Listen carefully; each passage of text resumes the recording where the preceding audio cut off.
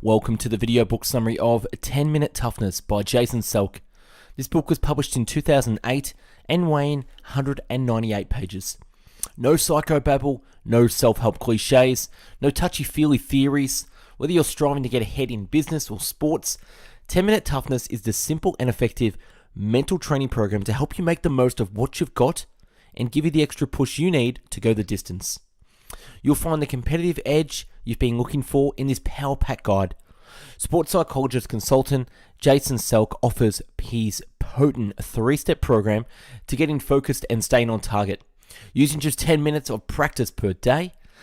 This book is available on Amazon with the link in the description if you like what you hear. So without further ado, I bring you the book summary of 10 Minute Toughness. Mental training, like physical training, can help athletes reach their ultimate goals. However, it's essential for athletes to make good decisions off the field as well. Engaging in healthy relationships and having good nutrition and sleep habits are ever important pieces of the puzzle. No matter how physically strong or mentally tough a person is, substance abuse is a major obstacle to success. The field of sports psychology has identified self-efficacy, self-confidence as the most influential mental variable in controlling performance. This means that if you have a strong belief in your ability to perform well, then the chances of your actually performing well greatly improve. One trait that truly successful people have in common is that they have developed and maintained a solution-focused approach in their careers and in. Don't listen to what other people thought, because that isn't important. What is important is to focus on the process of success and what it will take to reach the goals. Tips and hacks are like tools.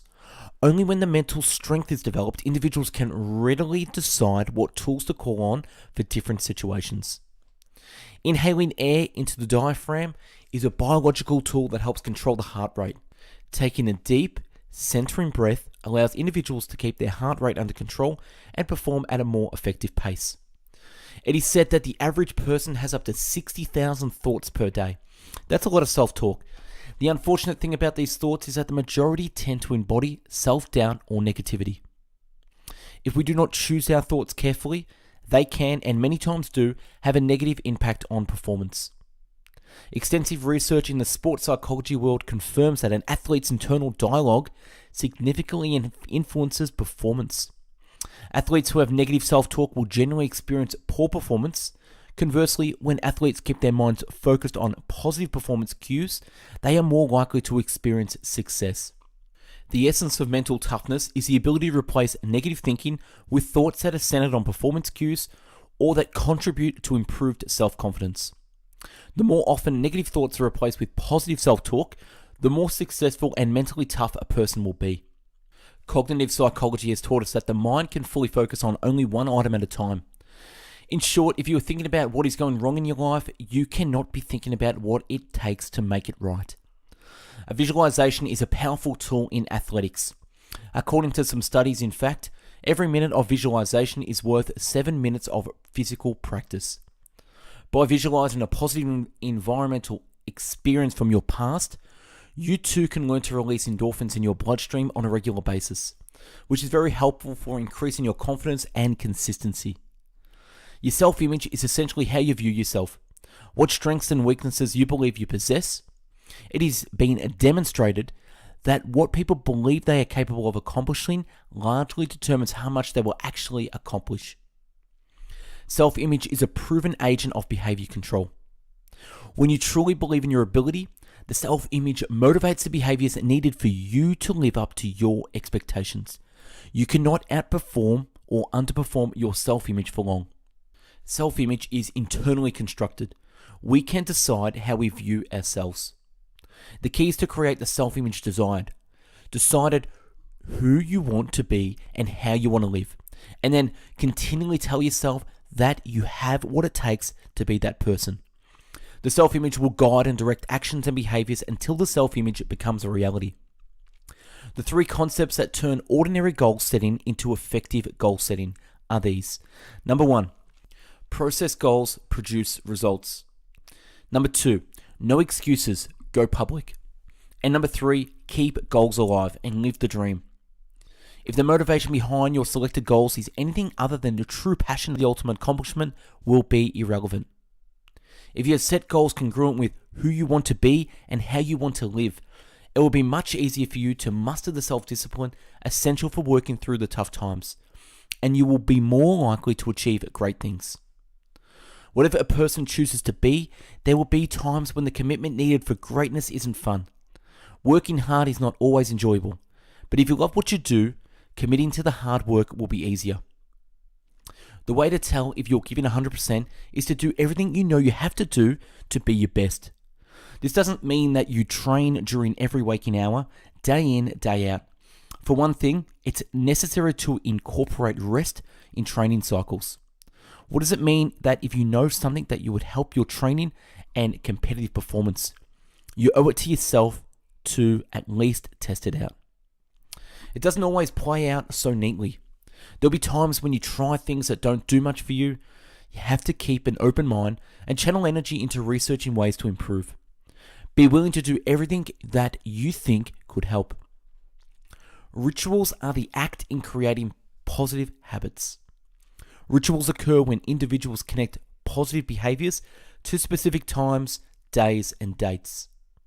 For goals to work for you, you will have to work for them. What the winning teams and players consciously or unconsciously understood was that the success isn't built on worrying about all the problems a supposedly superior opponent presents. Excellence achieved through a solution-focused mind. We humans are better at seeing problems than we are seeing solutions. This isn't a problem, because what we dwell on expands. When we spend most of our lives thinking about problems, we heave an unnecessary weight onto our shoulders. Unfortunately, we have the capacity to change. We are able to overcome our human tendency to continuously ruminate on problems and actually become solution-focused. When we think about problems, our problems grow. When we think about solutions, our solutions grow. Thinking about solutions make life more enjoyable and allows us to become much more successful. The solution does not need to produce perfection. It merely has to promote improvement. The +1 concept. The idea that success can be achieved by meeting a string of basic incremental goals is in the present that will ultimately lead to excellence in the future. Gradual improvement over time brings about vibrant and sustainable growth. We frequently get confounded by how much work it will take for our problems to be completely resolved. We become paralyzed, unable to take action towards improvement. You do not need to arrive at perfection. You need to slowly but surely make things better. The first step to figuring out I don't know is to stop saying I don't know. Anytime you feel angry, sad, stressed, or frustrated, or just generally uncomfortable, seek out and define the underlying problem. Keep it simple, spending as little time and energy as necessary on the step. Once you nail down what is causing you to feel uncomfortable, immediately make the shift to the solution side of the board by asking yourself what one thing you could do differently that could make things better. An essential part of the process is to follow through with the solution. People tend to get roadblocked at the juncture of getting the solution on the board. If you do not put action into the solution, your problem is bound to linger. Hang out with the solution-focused people. Attitudes are contagious actions of the individuals in the circle.